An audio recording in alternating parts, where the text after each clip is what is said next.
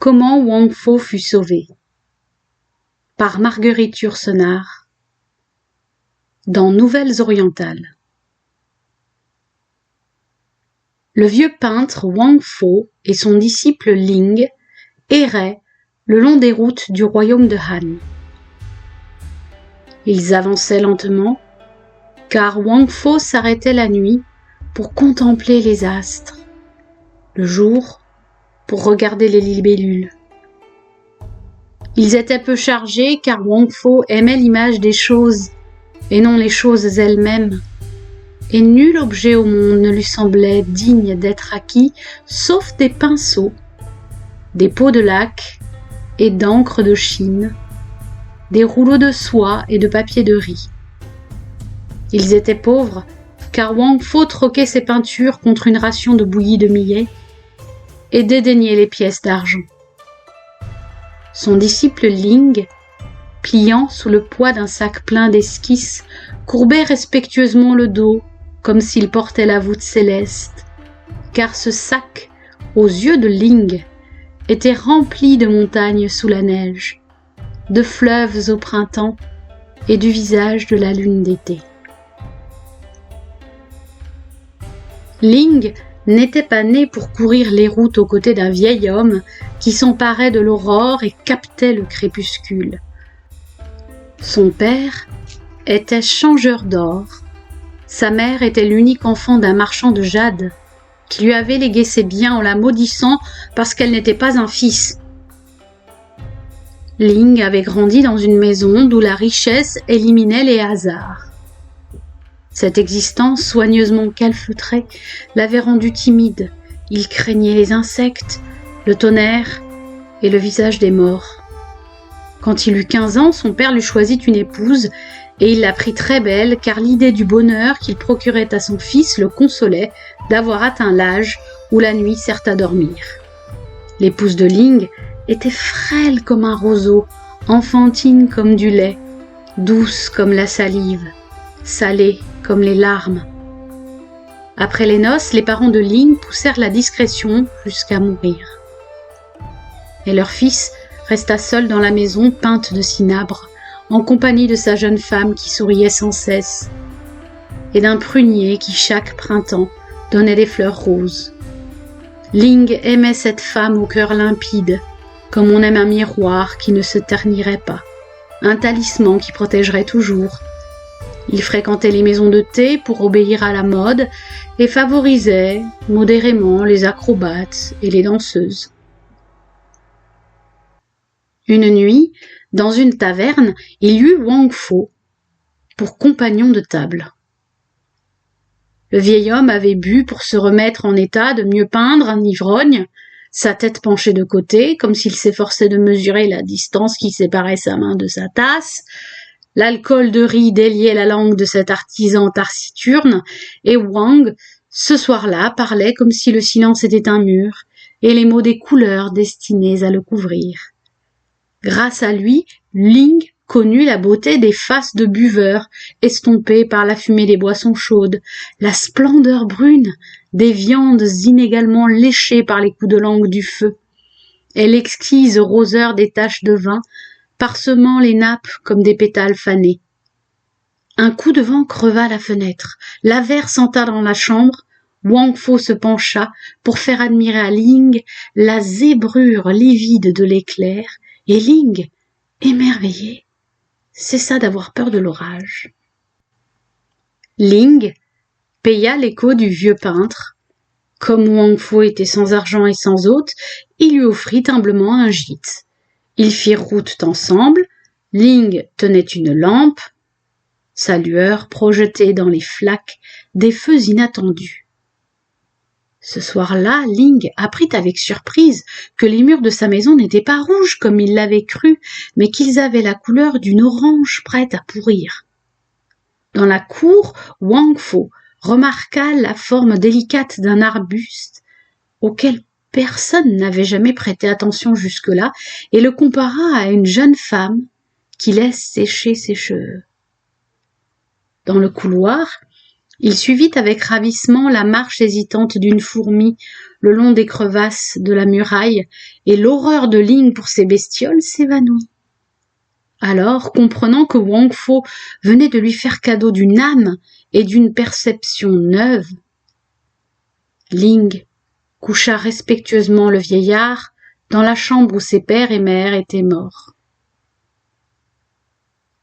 Depuis des années, Wang Fo rêvait de faire le portrait d'une princesse d'autrefois, jouant du luth sous un saule.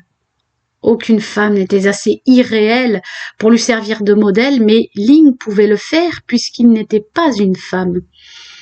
Puis Wang Fo parla de peindre un jeune prince, tirant de l'arc au pied d'un grand cèdre. Aucun jeune homme du temps présent n'était assez irréel pour lui servir de modèle, mais Ling fit poser sa propre femme sous le prunier du jardin. Ensuite, Wang Fo la peignit en costume de fée, parmi les nuages du couchant, et la jeune femme pleura, car c'était un présage de mort. Depuis que Ling lui préférait les portraits que Wang Fo faisait d'elle, son visage flétrissait comme la fleur en butte au vent chaud ou aux pluies d'été. Un matin, on la trouva pendue aux branches du premier rose. Les bouts de l'écharpe qui l'étranglait flottaient mêlés à sa chevelure. Elle paraissait plus mince encore que d'habitude, et pure, comme les belles célébrées par les poètes des temps révolus. Wang Fo la peignit une dernière fois, car il aimait cette teinte verte dont se couvre la figure des morts. Son disciple broyait les couleurs, et cette besogne exigeait tant d'application qu'il oubliait de verser des larmes. Ling vendit successivement ses esclaves, ses jades et les poissons de sa fontaine, pour procurer au maître des pots d'encre pourpre qui venaient d'Occident. La maison fut vide, ils la quittèrent, et Ling ferma derrière lui la porte de son passé. Wang Fo était là d'une ville où les visages n'avaient plus rien à lui apprendre, aucun secret de laideur ou de beauté. Et le maître et le disciple vagabondèrent ensemble sur les routes du royaume de Han. Leur réputation les précédait, au seuil des châteaux forts et sous les porches des temples, où les pèlerins inquiets se réfugient au crépuscule. On disait que Wang Fo avait le pouvoir de donner vie à ses peintures par une dernière touche de couleur qu'il ajoutait à leurs yeux. Les fermiers venaient le supplier de leur peindre un chien de garde, et les seigneurs voulaient de lui des images de soldats. Les prêtres honoraient Wang Fo comme un sage. Le peuple le craignait comme un sorcier. Wang se réjouissait de ces différences d'opinion qui lui permettaient d'étudier autour de lui des expressions de gratitude, de peur ou de vénération. Ling mendiait la nourriture, veillait sur le sommeil du maître et profitait de ses extases pour lui masser les pieds. Au point du jour, quand le vieux dormait encore, il partait à la chasse de paysages timides dissimulés derrière des bouquets de roseaux. Le soir, quand le maître, découragé, jetait ses pinceaux sur le sol, il les ramassait. Lorsque Wang était triste et parlait de son grand âge, Ling lui montrait en souriant le tronc solide d'un vieux chêne. Lorsque Wang était gai et débitait des plaisanteries, Ling faisait humblement semblant de l'écouter. Un jour, au soleil couchant, ils atteignirent les faubourgs de la ville impériale et Ling chercha pour Wang Fo une auberge où passer la nuit. Le vieux s'enveloppa dans des loques et Ling se coucha contre lui pour le réchauffer, car le printemps venait à peine de naître et le sol de terre battue était encore gelé. À l'aube, des pas lourds retentirent dans les corridors de l'auberge. On entendit les chuchotements effrayés de l'hôte et des commandements criés en langue barbare. Ling frémit, se souvenant qu'il avait volé la veille un gâteau de riz pour le repas du maître. Ne doutant pas qu'on ne vînt l'arrêter, il se demanda qui aiderait demain Wang Fo à passer le gué du prochain fleuve. Les soldats entrèrent avec des lampes. La flamme filtrant à travers le papier bariolé jetait des lueurs rouges et bleues sur leurs casques de cuir.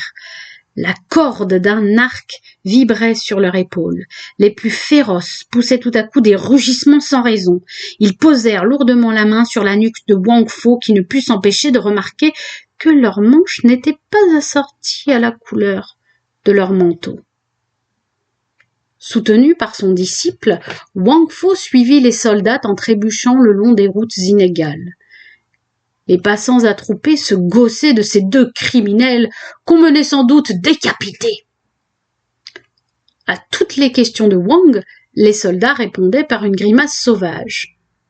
Ses mains ligotées souffraient et Ling, désespéré, regardait son maître en souriant, ce qui était pour lui une façon plus tendre de pleurer.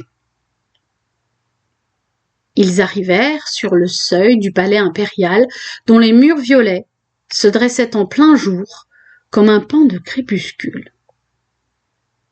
Les soldats firent franchir à Wang Fo d'innombrables salles carrées ou circulaires dont la forme symbolisait les saisons, les points cardinaux, le mâle et la femelle, la longévité, les prérogatives du pouvoir. Les portes tournaient sur elles-mêmes en émettant une note de musique, et leur agencement était tel qu'on parcourait toute la gamme en traversant le palais de l'est au couchant. Tout se concertait pour donner l'idée d'une puissance et d'une subtilité surhumaine, et l'on sentait que les moindres ordres prononcés ici devaient être définitifs et terribles, comme la sagesse des ancêtres. Enfin l'air se raréfia, le silence devint si profond qu'un supplicié même n'eût pas osé crier.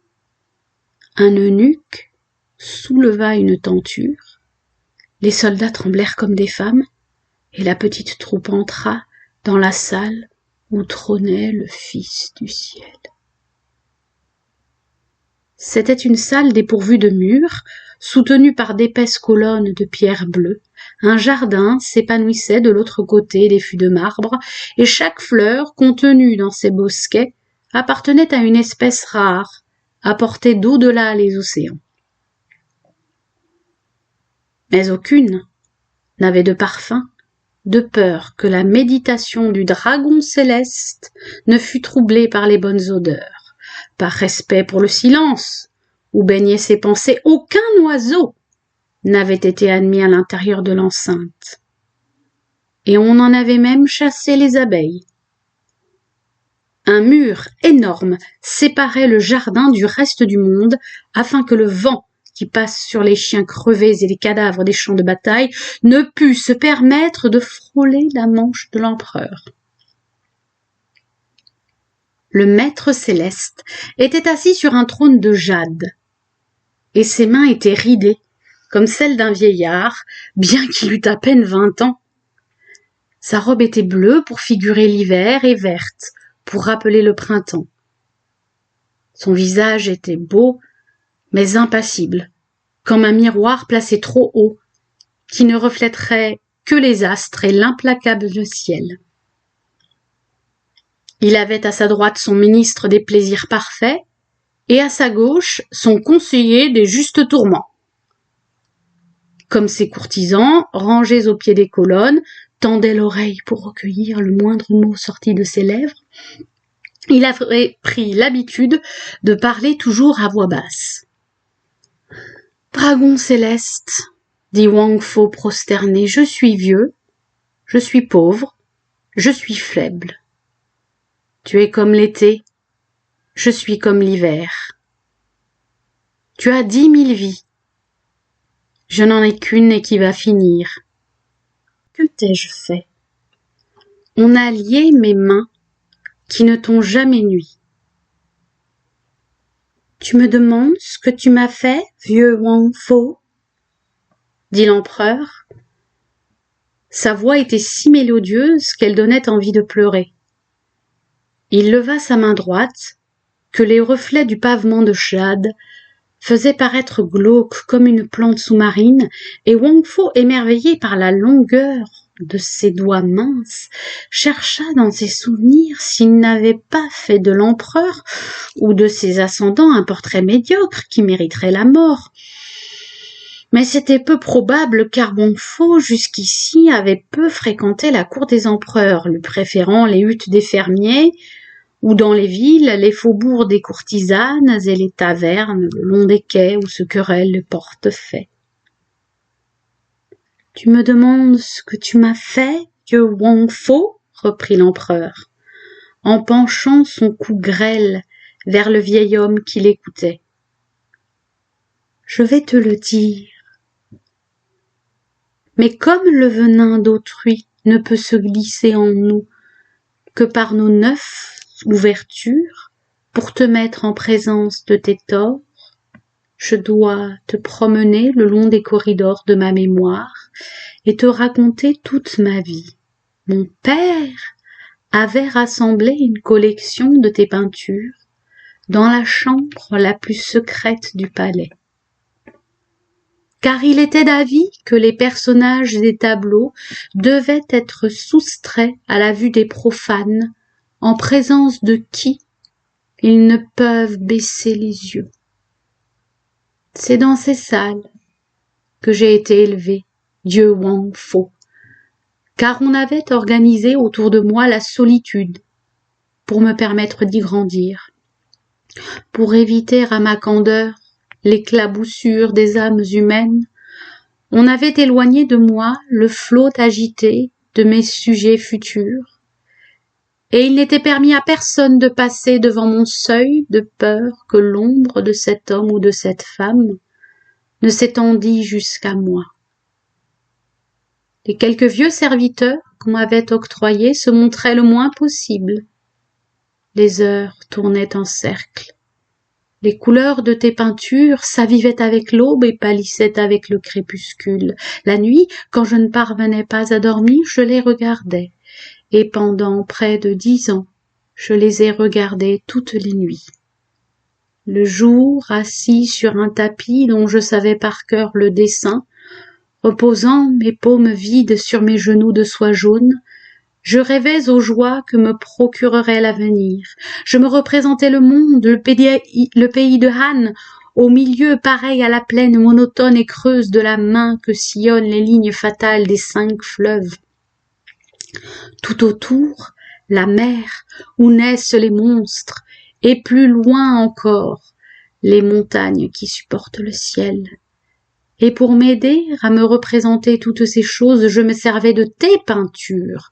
Tu m'as fait croire que la mer ressemblait à la vaste nappe d'eau étalée sur tes toiles, si bleue qu'une pierre en y tombant ne peut que se changer en saphir, que les femmes s'ouvraient et se refermaient comme des fleurs, pareilles aux créatures qui s'avancent, poussées par le vent, dans les allées de tes jardins, et que les jeunes guerriers à la taille mince qui veillent dans les forteresses des frontières étaient eux-mêmes des flèches qui pouvaient vous transpercer le cœur.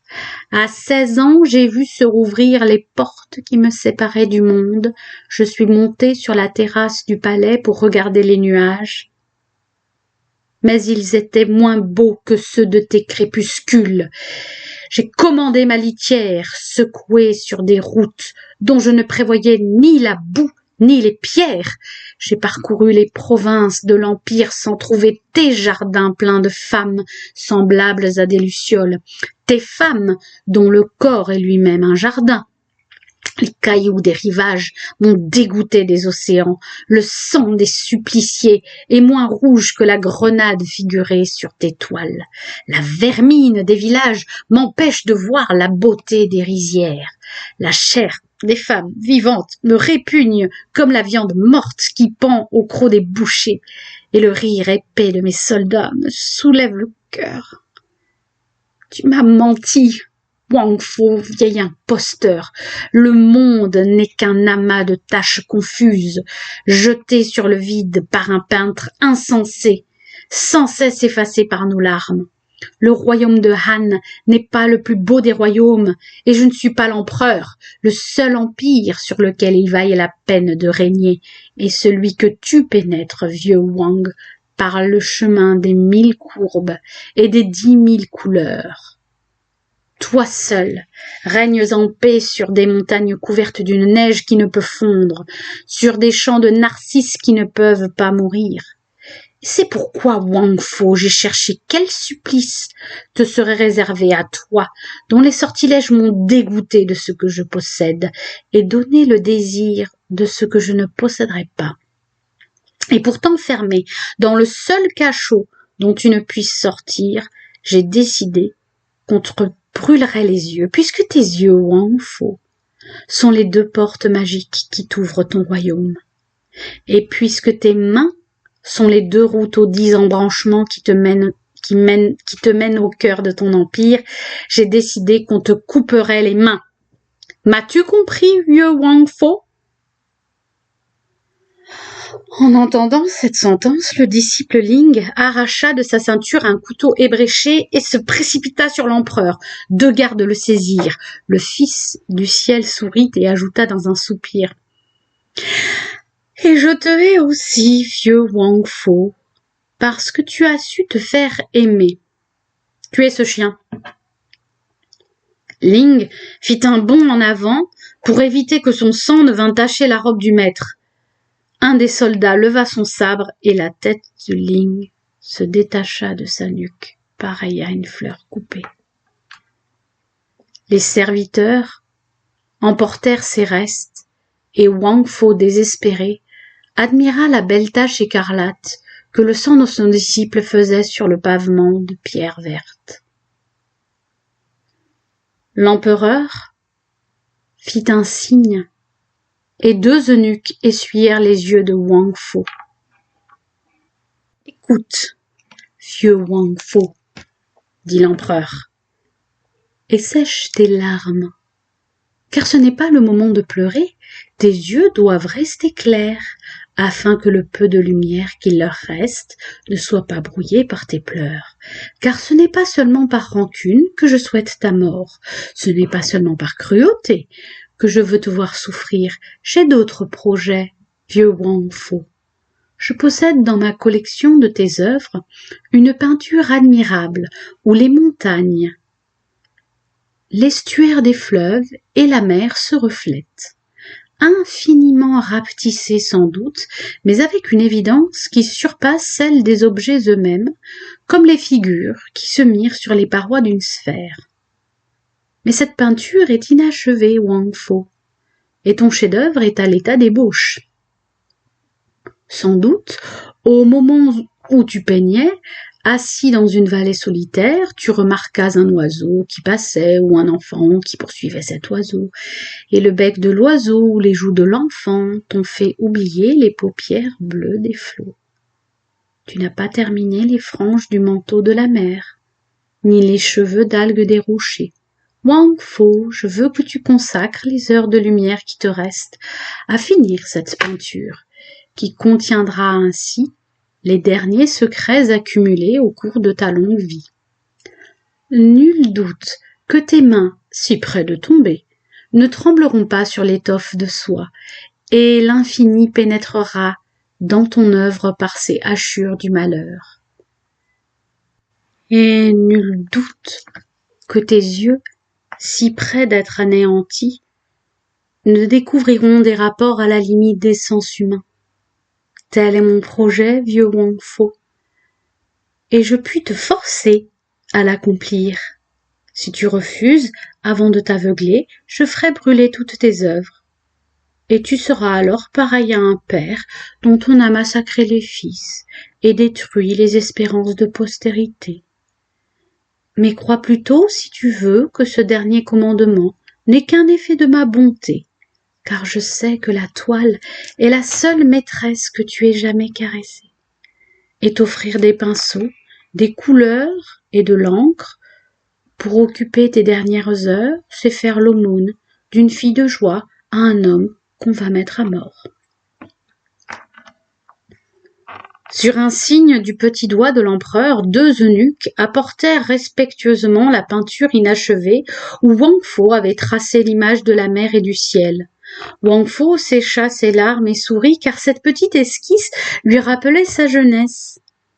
Tout y attestait une fraîcheur d'âme à laquelle Wang Fo ne pouvait plus prétendre.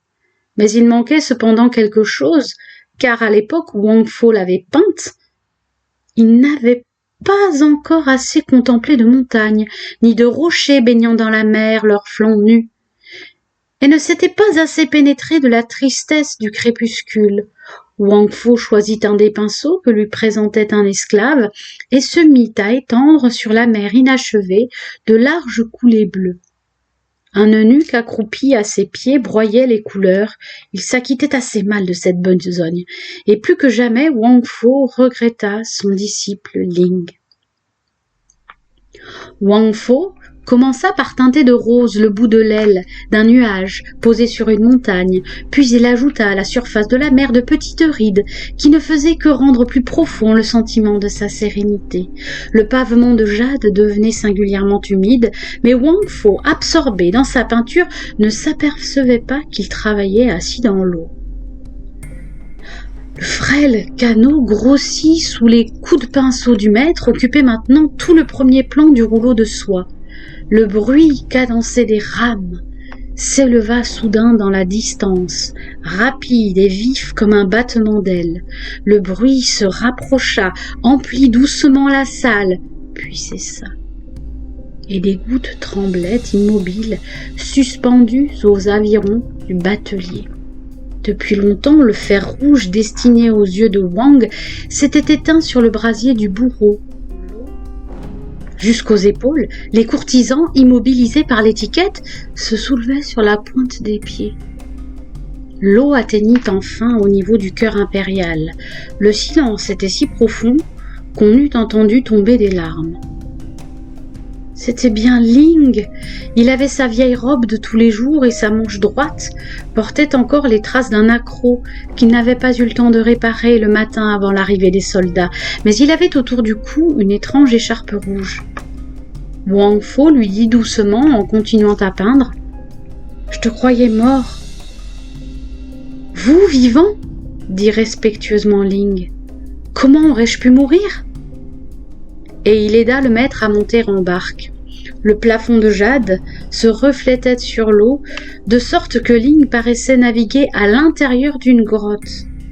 Les tresses des courtisans submergés ondulaient à la surface comme des serpents, et la tête pâle de l'empereur flottait comme un lotus. « Regarde, mon disciple, » dit mélancoliquement Wang Fo. « Ces malheureux vont périr, si ce n'est déjà fait. Je ne me doutais pas qu'il y avait assez d'eau dans la mer pour noyer un empereur. Que faire ? » « Ne crains rien, maître, » murmura le disciple. « Bientôt ils se trouveront à sec et ne se souviendront même pas que leur manche ait jamais été mouillée. Seul l'empereur gardera au cœur un peu d'amertume marine. Ces gens ne sont pas faits pour se perdre à l'intérieur d'une peinture. » Et il ajouta : « La mer est belle, le vent bon, les oiseaux marins font leur nid. Partons, mon maître, pour le pays au-delà des flots. » « Partons, » dit le vieux peintre. Wang Fo se saisit du gouvernail et Ling se pencha sur les rames. La cadence des avirons emplit de nouveau toute la salle, ferme et régulière comme le bruit d'un cœur. Le niveau de l'eau diminuait insensiblement autour des grands rochers verticaux qui redevenaient des colonnes. Bientôt, quelques rares flaques brillèrent seules dans les dépressions du pavement de jade. Les robes des courtisans étaient sèches, mais l'empereur gardait quelques flocons d'écume dans la frange de son manteau. Le rouleau, achevé par Wang Fo, restait posé sur la table. Une barque en occupait tout le premier plan. Elle s'éloignait peu à peu, laissant derrière elle un mince sillage qui se refermait sur la mer immobile. Déjà, on ne distinguait plus le visage des deux hommes, assis dans le canot, mais on apercevait encore l'écharpe rouge de Ling et la barbe de Wang Fo flottait au vent. La pulsation des rames s'affaiblit, puis cessa, oblitérée par la distance. L'empereur, penché en avant, la main sur les yeux, regardait s'éloigner la barque de Wang, qui n'était plus qu'une tache imperceptible dans la pâleur du crépuscule. Une buée d'or s'éleva et se déploya sur la mer. Enfin, la barque vira autour d'un rocher qui fermait l'entrée du large. L'ombre d'une falaise tomba sur elle. Le sillage s'effaça de la surface déserte, et le peintre Wang Fo et son disciple disparurent à jamais sur cette mer de jade bleu que Wang Fo venait d'inventer.